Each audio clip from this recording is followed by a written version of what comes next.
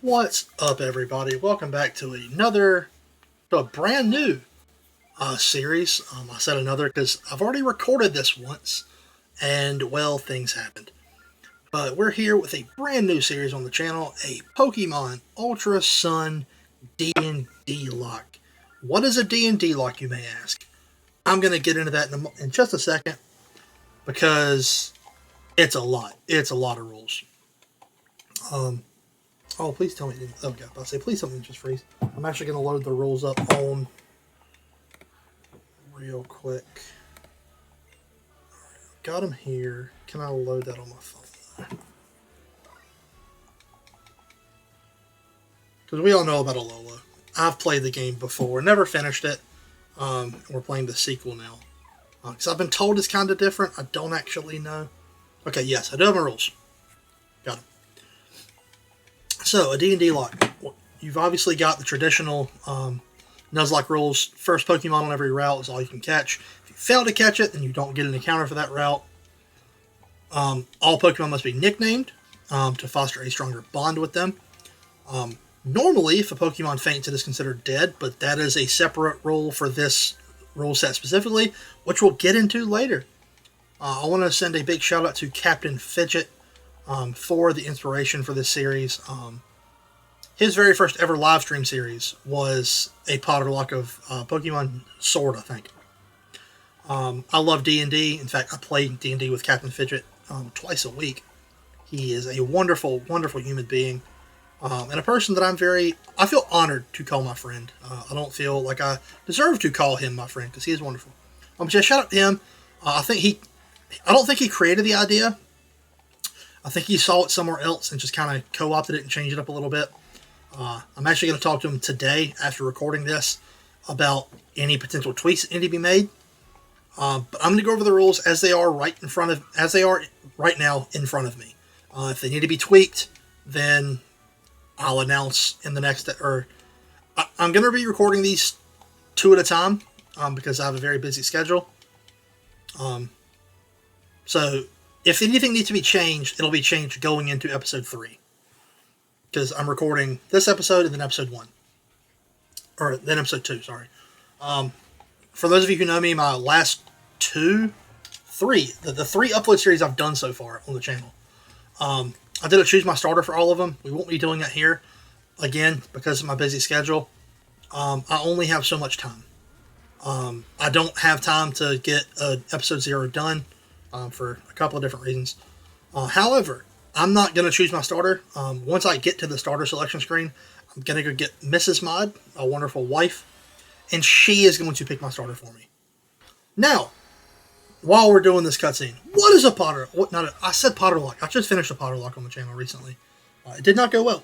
But what is a D&D lock, you may ask, as we get the title screen. Okay, so we went through the original rules. When a Pokemon is caught, here's where it starts. When a Pokemon is caught, it has to be assigned a class. The classes are the traditional D&D classes. Each class offers a party buff, which I'm getting ready to go over all of them now. Only certain types can be, like the first one is a fighter. I can only use multiple held items if I have a fighter because of their multiple weapon skills. Only fighting, steel, rock, or ground types can be fighters. So that's how that works. Every class has types. So like, from what I understand from this, and again, I'm going to ask Fidget later, I can have one held item in the group, but I can only have multiple if I've got a fighter on the team. Then we've got Cleric, which is probably the most important one in this game. I can only use healing items in battle if I have a Cleric. Water, Fairy, Ghost, and Poison are the Cleric types. Then you've got Rogue, which I think is probably the second most important one. I can only switch during battle if I've got a Rogue. Dark, Flying, Poison, Electric can be Rogues. Then we've got Wizard. I can only use TMs if I have a Wizard, so that can be important later on. Fire, Psychic, Poison, and Dragon. Then we've got Druids. I can only use berries if I have a Druid. Grass, Bug, Ground, Fairy. I don't think that's super important, but we'll see. Then we got Warlocks. I can only use special Pokeballs if I have a Warlock. Dark, Fire, Fairy, and Ghost are the Warlock types. Now, I think special Pokeballs means anything other than a regular Pokeball. So Great Balls, Ultra Balls, anything that's not a Pokeball, I've got to have a Warlock to use. I think that's how that works. Again, I'm going to double check with Fidget, but that's how I would rule that. Then we've got Bard. I can only use the XP share if I have a Bard. I don't know if that's going to wind up being a thing or not. The XP share, I don't know when we get it. I don't think it's always on a Gen 7, but it may be, so we'll see. Any type can be a Bard. Then we've got Monks. I can only use status moves if I have a Monk. I am probably going to have a Monk on my team relatively early. I love status moves. Flying, electric, flying, fighting, electric, flying in the water are the Monk types. Then we've got Barbarians. I can only use stat boosting moves like Dragon Dance, Sword Dance, Growth if I have a Barbarian on the team. Ground, Rock, Ice, Bug. Those are my Barbarian classes. Then you got Paladin. You can only use Repels if you have a Paladin on the team. Again, that's pretty important, but not too bad. Steel, Fighting, Dragon, Electric are those types. Then you've got what is probably my favorite class in D&D, the Ranger. So, when I assign I basically get to choose Forest, Coast, Cave, or Arctic, depending on the Pokemon's type. The types are Grass, Water, Rock, and Ice. So if it's a Grass type, it gets Forest. If it's a Water type, it gets Coast. Rock gets Cave. Ice gets Arctic. Due to their favorite terrain, when I'm on one of those places, like if I'm at a beach, which I know there's a lot of beach locations here, or if I have a grass one, if I'm in a forest, or if I'm in a cave, if I have a Ranger on the team, I get a second encounter in that area because of favorite terrain. That's very helpful in Nuzlocke, especially, like, if you guys know me, you know I'm really bad at them. I lose a lot of Pokemon.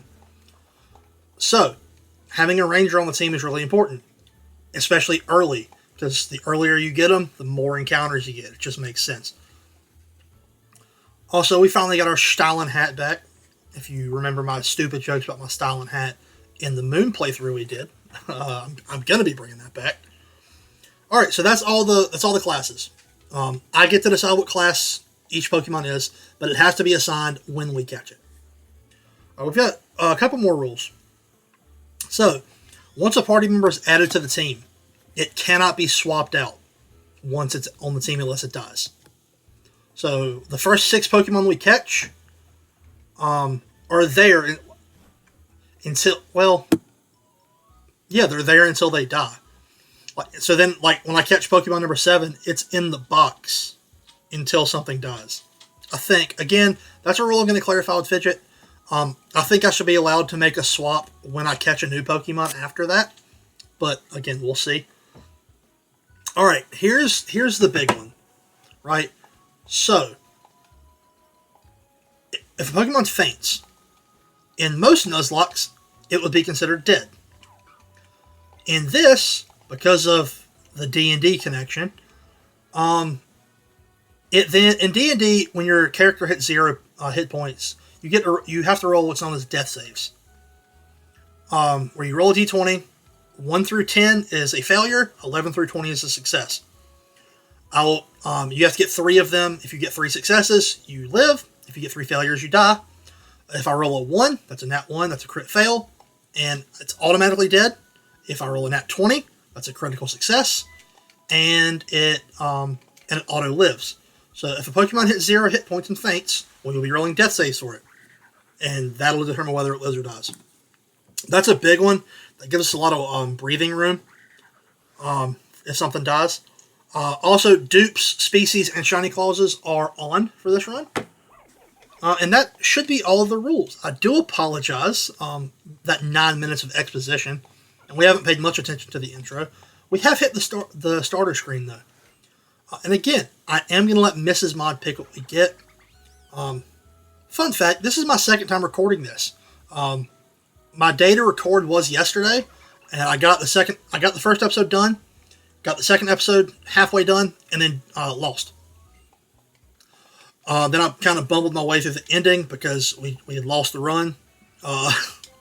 So we're having to restart. So this is not the first run. I did re-randomize it though. So I don't have the same starters. I don't know what they're going to be. last time, I had a Froakie. That was my starter. And it was in the Poplio slot, so I had to look at stupid freaking Poplio for all of these cutscenes. Because I hate Poplio. It's a terrible Pokemon. You've got Rowlet, the good one. Litten, the slightly less good one. And then Poplio, the one that nobody should like. Sorry, Sky. I know Sky's a fan. Alright, so what is it going to be? Also, please leave nickname suggestions in the description. Whether it be for if you have a certain nickname for one of the classes you like. Those will all be in the description, by the way. All the rules are in the description. So, like, if you've got a name that you think would fit a Cleric, and you want that on a Cleric, or if you've got a fighter name or something, or if you've got a certain Pokemon you like, let me know, and I'll... Okay, so our starter choices are Shinx, Duskull, and Pidgey. And I'm going to do a little cut real quick. I'm going to get my wife, and Mrs. Mod is going to come on the lovely screen, and she's going to select our starter for us. So I'll be right back. Alright, we're back. I got my lovely wife behind me, and she's going to pick our starter for us. We've got Shinx, Duskull, and Pidgey. It's not those. It's just, do you want to see what they look like? Because you might not know them. Alright.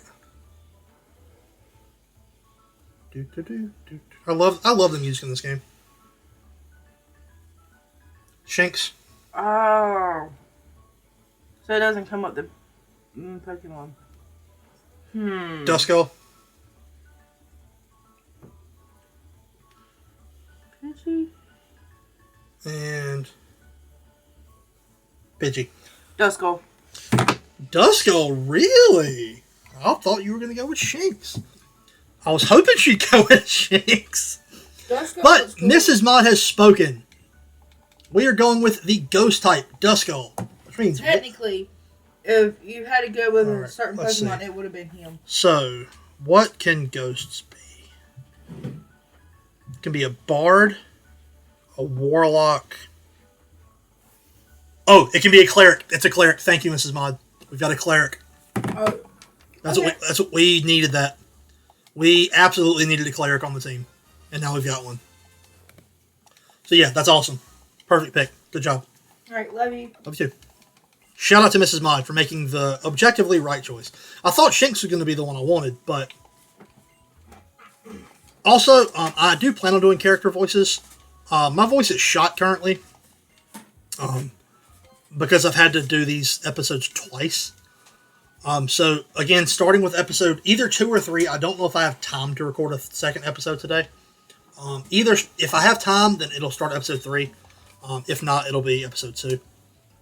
But I do plan on doing character voices. Also, I'm going to have to do another snap cut to make sure that that I got the overlay working properly to track the team. So I'll be right back. We back. I swear that's a pain every time. We've got it working, though. We're going to do our first battle, and then we're probably going to call it. I think we're not going to do our first encounter today. These episodes will tend to be a bit longer than what the pot... That's a Mega Lucario! It's funny, the first thing I ran into last time was a Mega Sharpedo. I am very happy that we do have a Cleric, though. That means from the get-go we get access to healing. That's a good thing. But that Mega Lucario, that's a scary boy.